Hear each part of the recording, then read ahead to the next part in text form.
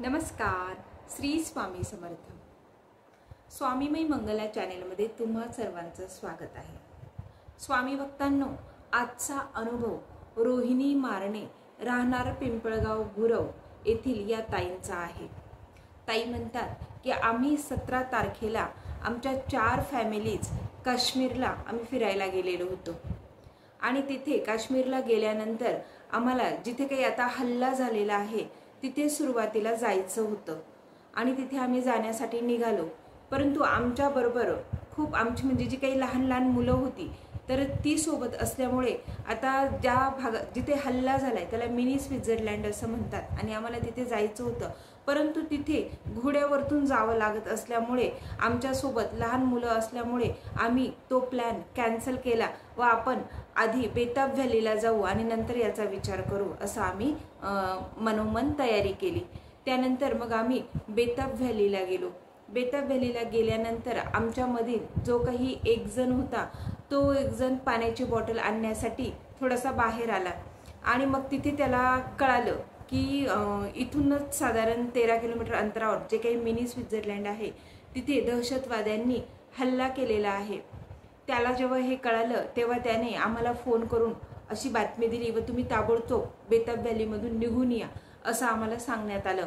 आम्ही ताबडतोब बेताब व्हॅलीमधून निघालो आणि त्या क्षणी म्हणजे त्या 15 मिनिटात त्या बेताब व्हॅलीमध्ये सुद्धा असा काही प्रसंग घडला ना सगळ्यांवर की अक्षरशः तेथील जी काही ड्रायव्हर लोक होती तर ती ड्रायव्हर लोक तेथील पर्यटकांना अक्षरशः टाकून जात होती. परंतु आमचा जो काही ड्रायव्हर होता अक्षरशः स्वामी कृपेने आम्हाला मिळालेला ड्रायव्हर अतिशय चांगला होता.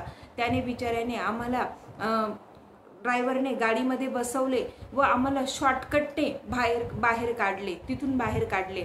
अशा प्रकारे आम्हाला जो काही ड्रायव्हर भेटला होता तो सुद्धा बिचारा अगदी चांगला मिळालेला होता आणि ज्या ठिकाणी हल्ला झाला ते अंतर आमच्यापासून फक्त 13 किलोमीटर दूर होतो आणि आम्ही तिथे जाणारच होतो.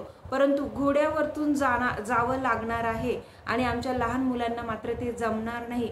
फक्त आणि फक्त या विचारामुळेच आम्ही तिथे गेलो नाही व बेताब व्हॅलीमध्ये आम्ही आमचा वेळ घालवला.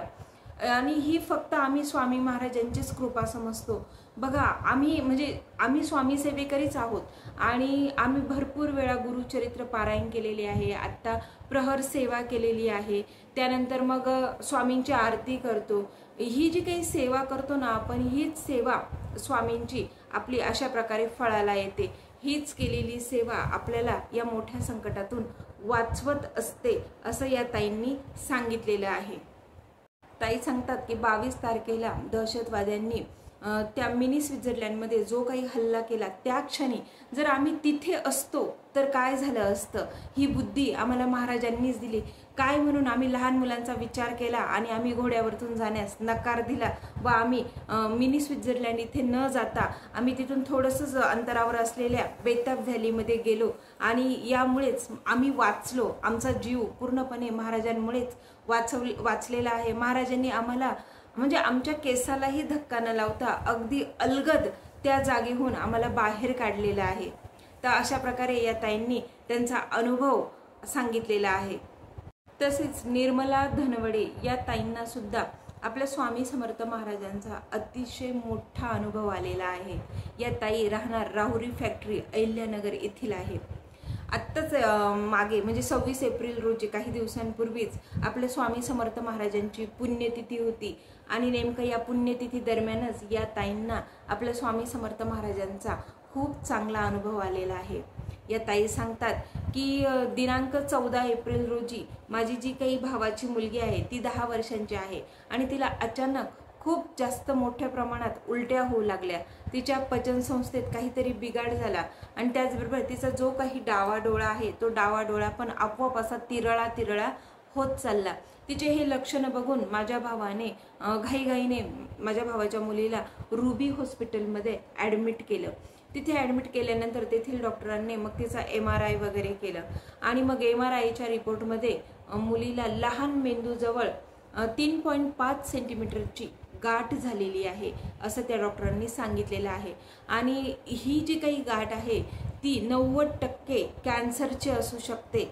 त्यामुळे या मुलीची रिस्क आम्ही घेणार नाही असं त्या डॉक्टरांनी माझ्या भावाला सांगितलं. हे ऐकून माझा भाऊ अतिशय नाराज होऊन गेला, खूप दुःखी झाला, त्याला काय करावं हे समजत नव्हतं. आणि मग घाईघाईने आम्ही निर्णय घेतला, तिला त्या हॉस्पिटलमधून हलवलं आणि जहांगीर हॉस्पिटलमध्ये तिला ॲडमिट केलं.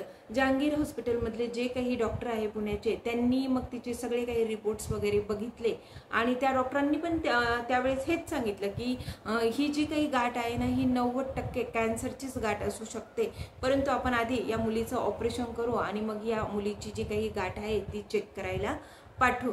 परंतु जर या मुलीची ही जी काही गाठ आहे ही जर कॅन्सरची असेल तर मग या मुलीचं जे काही म्हणजे आयुष्य आहे ते फार कमी दिवसांचं आहे असं तुम्ही समजून घ्या.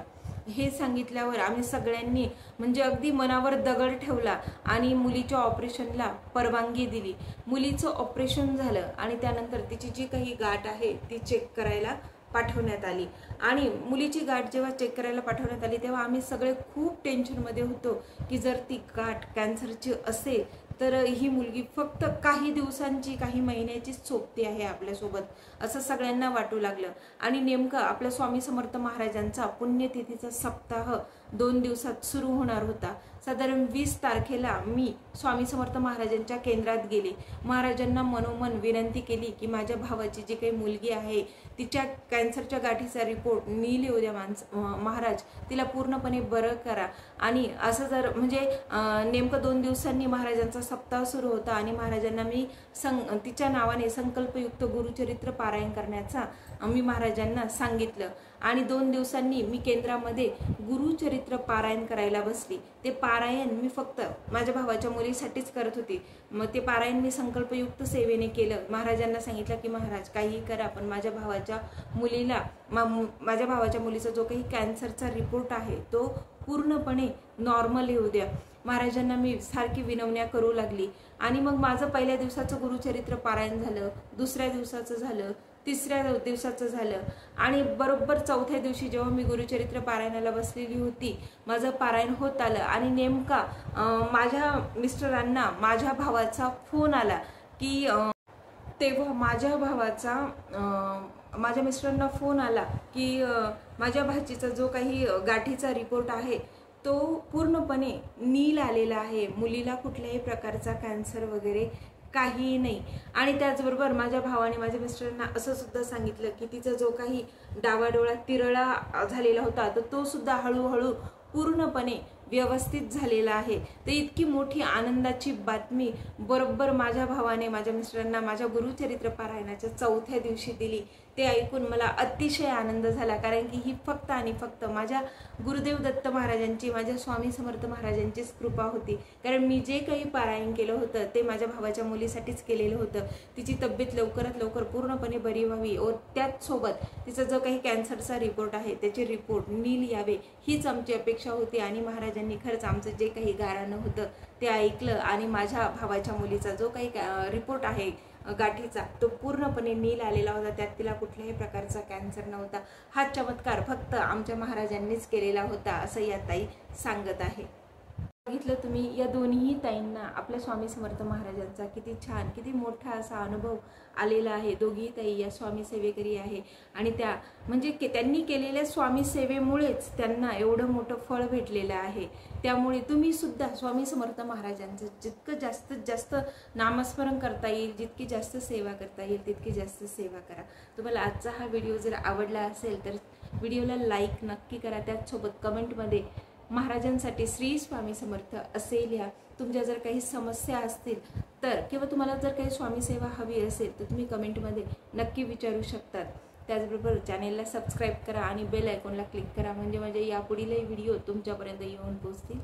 श्री स्वामी समर्थ.